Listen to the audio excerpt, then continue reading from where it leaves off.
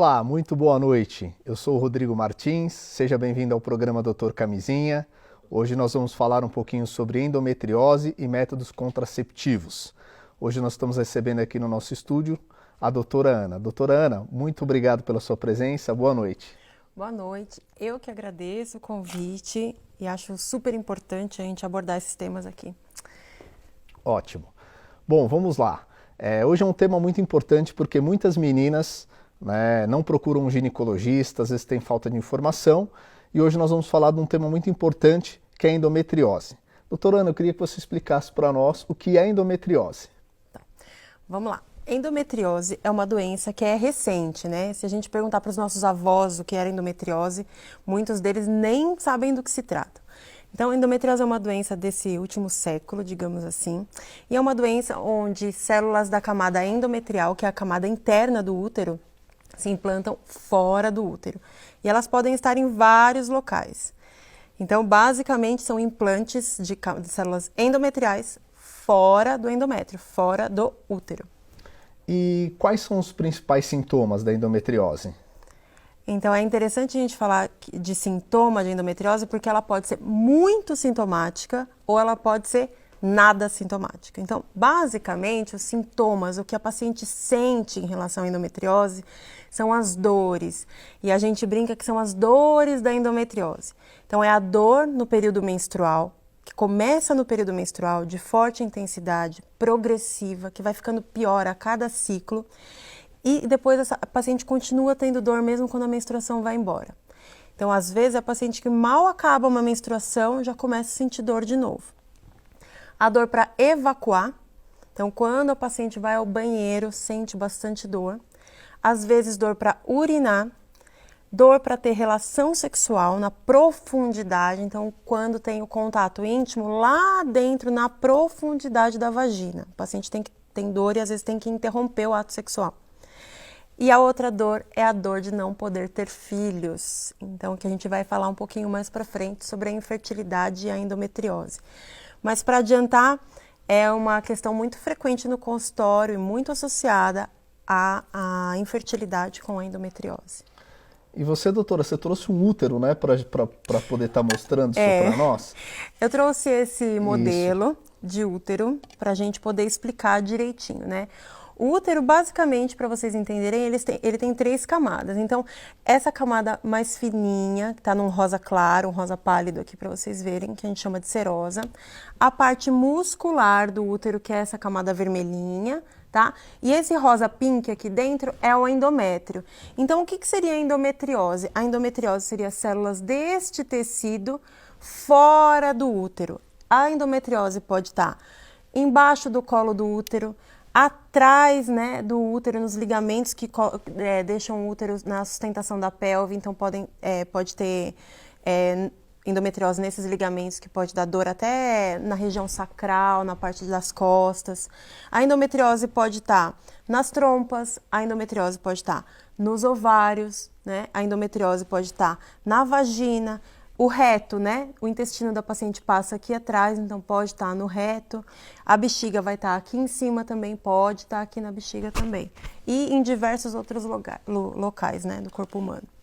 Ótimo, eu adorei essa ilustração porque pelo menos as meninas, principalmente que estão assistindo o programa, conseguem ver exatamente, né? Existe algum fator de risco?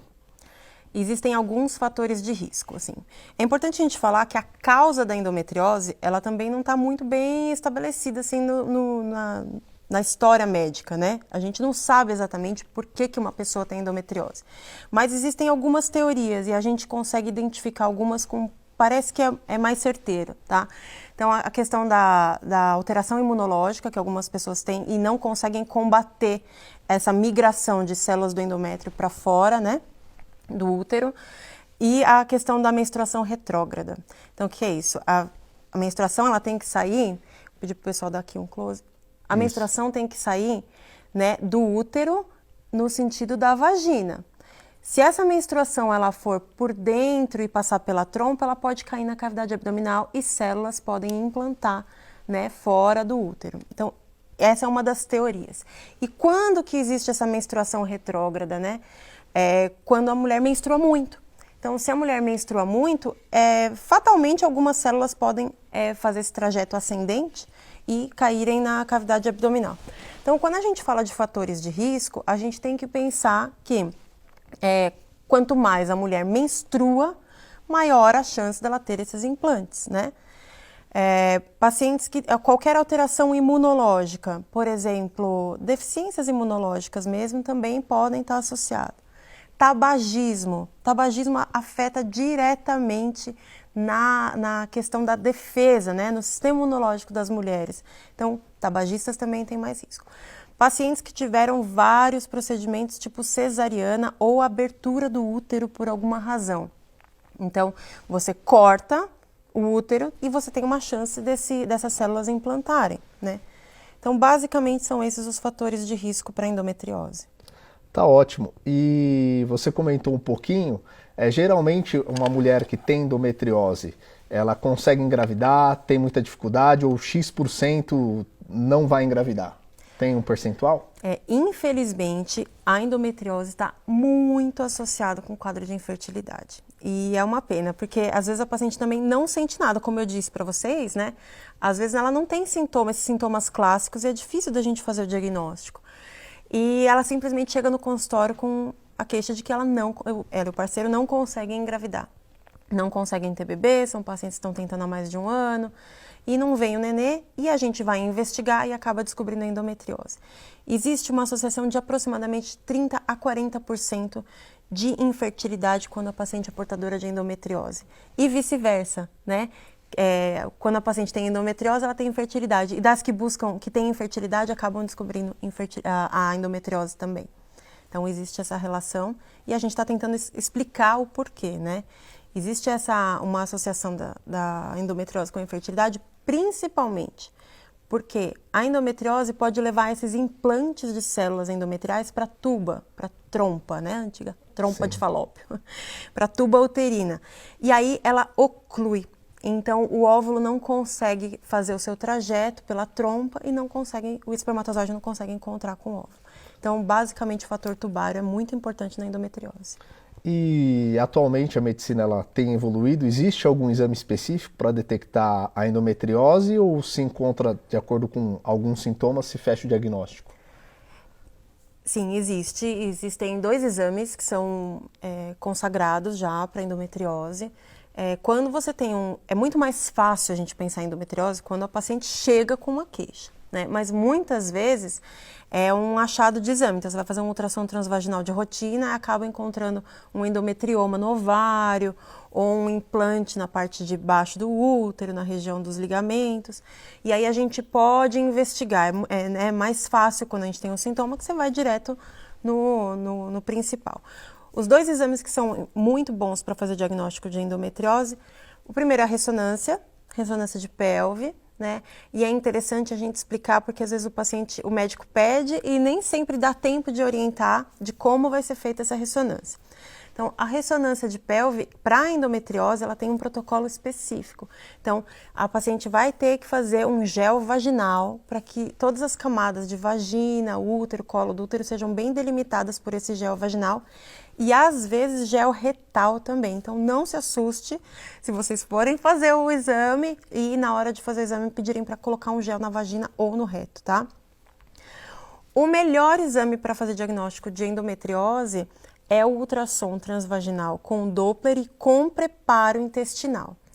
Só que é muito difícil de encontrar esse exame, não são todos os lugares que fazem, não são todos os médicos que fazem esse exame, existem médicos especialistas em ultrassom transvaginal com preparo intestinal para endometriose, né? Tem médicos que só fazem isso. Então é muito importante quem está pesquisando endometriose, que quando o seu médico, seu ginecologista pedir um ultrassom desse tipo, que faça com pessoas habilidosas, né, com médicos especialistas, porque é o melhor exame para fazer diagnóstico. Para você ter uma ideia, Rodrigo, o ultrassom com preparo ele é capaz de diagnosticar endometriose do reto, endometriose de diafragma, endometriose do intestino delgado, endometriose dos ligamentos e por aí vai. Então, em mãos habilidosas, é o melhor teste para fazer o diagnóstico. E, doutora Ana, você falando assim, né, eu fico imaginando o SUS. O SUS, então, dificilmente faz esse diagnóstico. Olha, por incrível que pareça, a gente tem muitas, assim, eu trabalhei no SUS, sou médica do SUS, e às vezes a gente tem um certo preconceito, mas médicos muito bons trabalham no SUS e em serviços referenciados, a paciente consegue sim fazer um exame desse tipo com essa qualidade. Uma coisa que é legal a gente falar, até aproveitar o espaço, é que muitos médicos que estão em serviço público são médicos também que operam, que atendem em excelentes serviços particulares de São Paulo e do Brasil. Então, existem excelentes profissionais, principalmente em serviços que são escola, né? Então, hospitais, escolas, que têm residência e tal. É possível, sim, fazer esses exames. Claro que existe toda a burocracia, existe uma demanda gigantesca no SUS, que esses são outros 500, né, para a gente conversar. Mas, sim, é possível. Pode ser que demore mais, mas sim, é possível. E, geralmente, doutora, qual o tipo de tratamento que segue? Às vezes cirúrgico, dependendo do caso, tem medicamentos. Cada caso é um caso, mas no geral. Então, assim, a endometriose a gente vai classificar a endometriose, até onde ela está pegando, que órgãos que estão sendo acometidos pela endometriose, e aí lança a mão de um tratamento, tá? O objetivo importantíssimo é que essa mulher não tenha mais proliferação dessas células endometriais. E é legal a gente falar que toda vez que a mulher menstrua, dentro do útero, esses focos de endometriose também sangram. E por isso que dá dor. Sim. Porque a paciente sangra e tem uma reação inflamatória importante, uma dor importantíssima quando ela está menstruada principalmente. Então, a gente vai ver onde estão esses focos e vai fazer o tratamento baseado no que ela sente também. A gente vai tentar segurar a menstruação dessa mulher para que ela não continue sangrando nesses focos. Então, a gente vai fazer uma contenção através de anticoncepcional, pílulas, né, de hormônio, para não deixar ela ovular e não deixar isso proliferar. Às vezes isso não é o suficiente, principalmente quando está acometendo outros órgãos, tá? Então, se tem acometimento de intestino, principalmente, bexiga, ou se a paciente tem muita dor por conta de uma endometriose que está atrás do colo do útero, que é exatamente onde o pênis bate quando ela tem relação sexual, às vezes ela tem que tirar esse foco. E como é que a gente tira esse foco de endometriose? Através de um procedimento cirúrgico. Hoje, o que é maravilhoso para a endometriose, praticamente não abre mais a barriga do paciente. Sim. A gente faz tudo por vídeo. E agora a gente tem bastante casos já de cirurgia por robótica, né? Claro que não são todos os hospitais, os convênios não cobrem, a grande maioria dos convênios não cobrem. No SUS não tem robótica, pelo menos que eu tenha conhecimento. Aqui em São Paulo, eu acho que não tem nenhum serviço de robótica no SUS. Posso estar enganada. Se alguém estiver me assistindo e faz robótica no SUS, manda uma mensagem pra gente, me corrija, tá bom? Mas já existe a alternativa de operar com robô, né? Que parece que dá uma precisão muito maior na abordagem, na sutura também. Mas basicamente, cirurgia por vídeo. Tá joia. Bom, nós vamos para o intervalo, né, e voltamos daqui 2 minutinhos. Um abraço.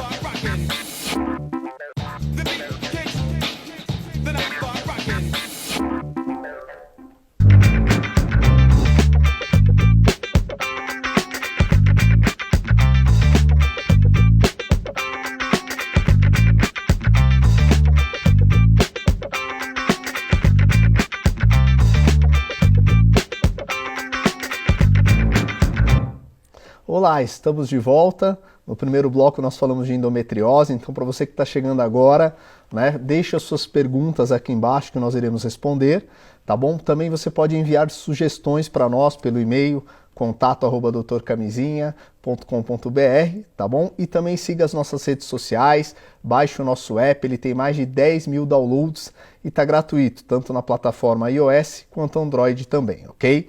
Bom, nós vamos falar um pouquinho agora sobre os métodos contraceptivos, né? E o mais utilizado pelas mulheres hoje é a pílula anticoncepcional. Então eu queria, doutora Ana, que você definisse para nós, explicasse o que é a pílula anticoncepcional. Fala um pouquinho disso para nós, por favor.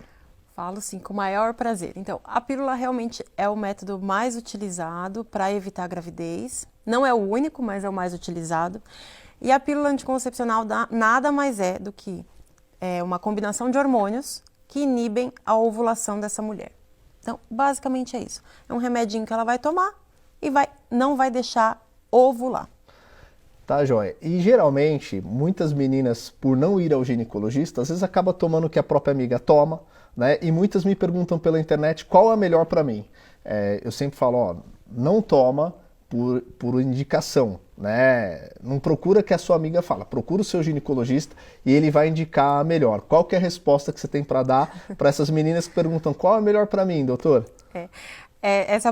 As pacientes chegam assim para mim no consultório, já estão tomando o que a amiga toma e por aí vai, né?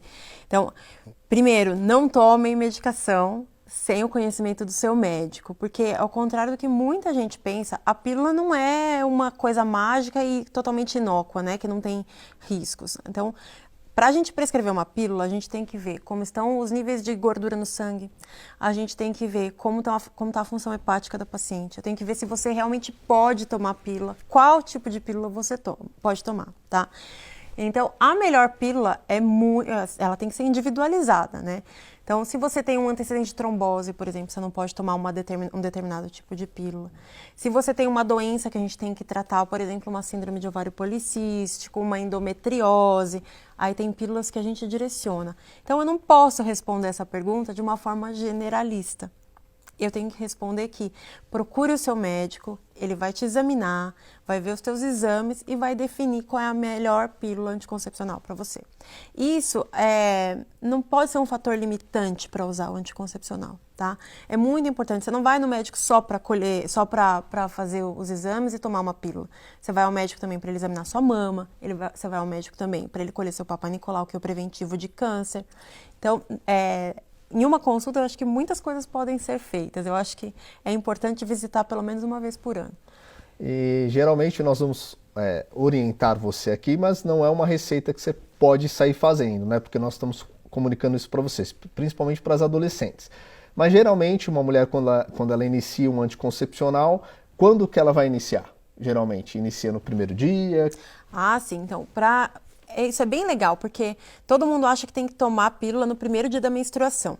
Sim, isso é uma convenção, mas por que é uma convenção? Porque a gente não pode tomar a pílula grávida. Então, você tem que ter certeza absoluta que você não está grávida. E quando você tem certeza que você não está grávida? Quando você está menstruada. Então, iniciar a pílula no primeiro dia da próxima menstruação, tá? Mas se você tem certeza absoluta que não tem um neném aí dentro, você pode começar a pílula mesmo, né, fora do período menstrual. Então, ou seja, independente do período do ciclo dela, se ela tem certeza que ela não está grávida, ela poderia iniciar. Exato. E também vai dar, assim, se ela começar fora do período menstrual, vai dar uma irregularidade menstrual. Ela vai menstruar depois de uma forma meio bagunçada, não exatamente depois de um mês, né, daquele primeiro ciclo. E a partir de qual pílula ela começa a fazer efeito? Geralmente a menina começou a tomar, quando que ela vai estar protegida de uma possível gravidez indesejada aí? Então, a partir do primeiro dia, da primeira pílula, a gente já está protegida, né? Porque a dose de um anticoncepcional, ela é uma dose muito forte para o nosso organismo, ele já entende que ele não pode ovular, tá?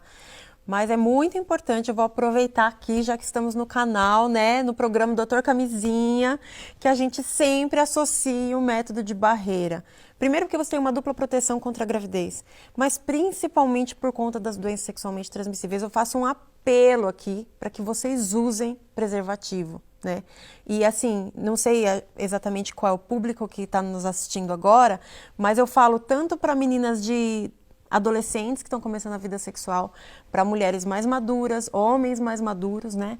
Que as doenças sexualmente transmissíveis estão aí, né? Então tem que usar camisinha também.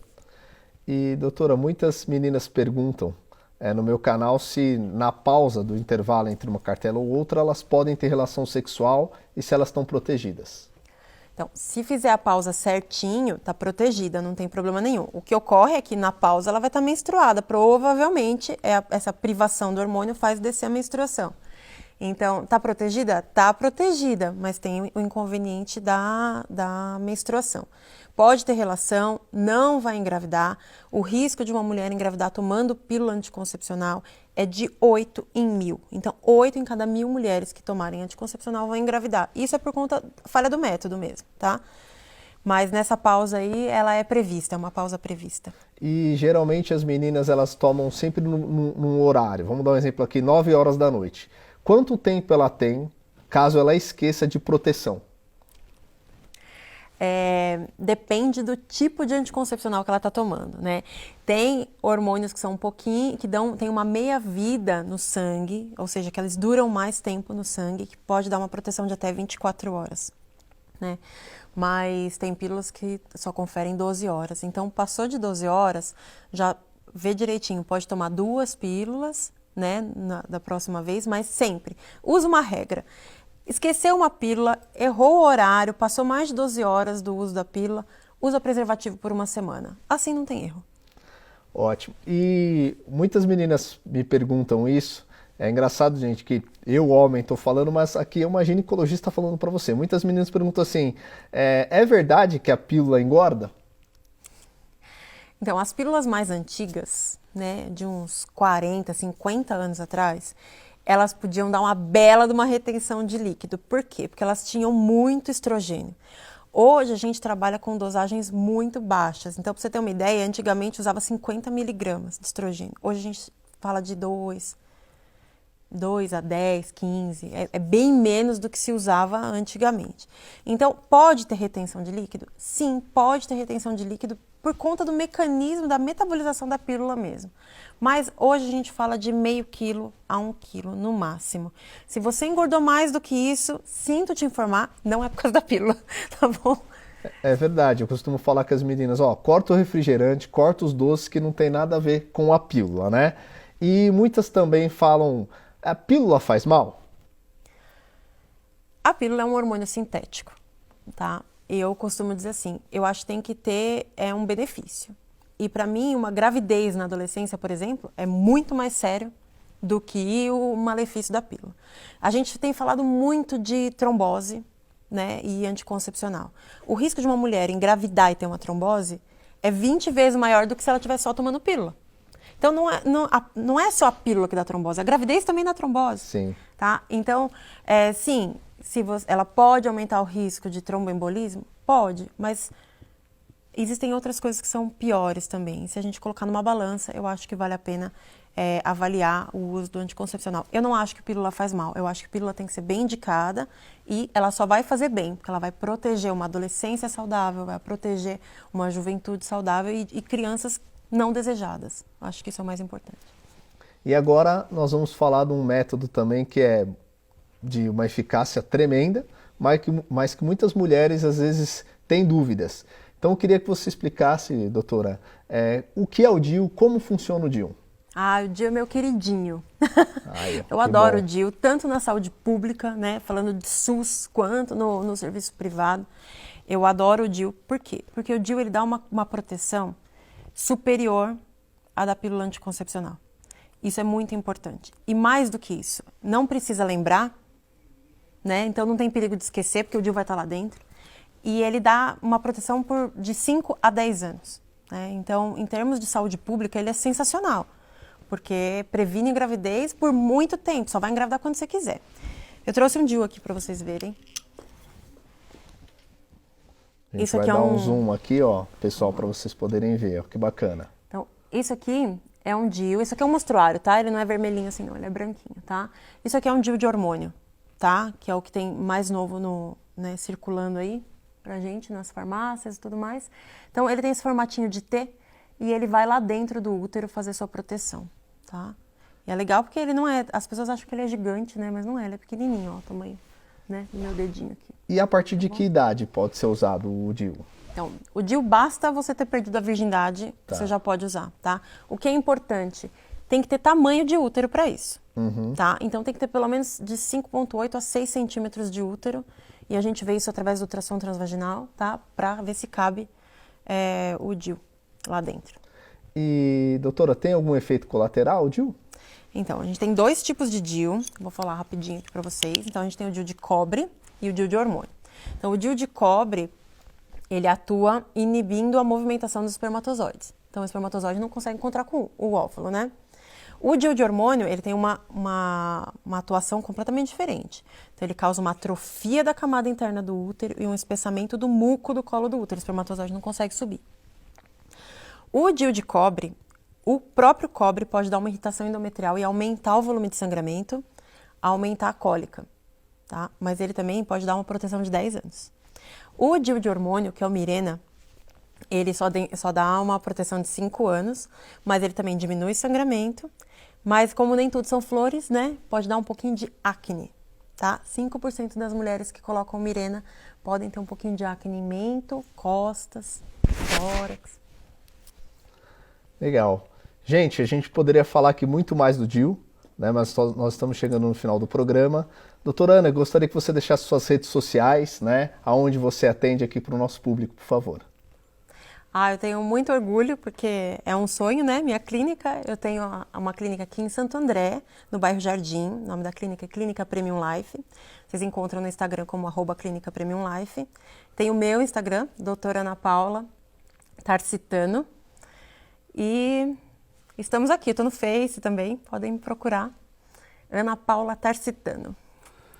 Gente, muito obrigado pela sua audiência. Fiquem com Deus e até a próxima semana. Um grande abraço.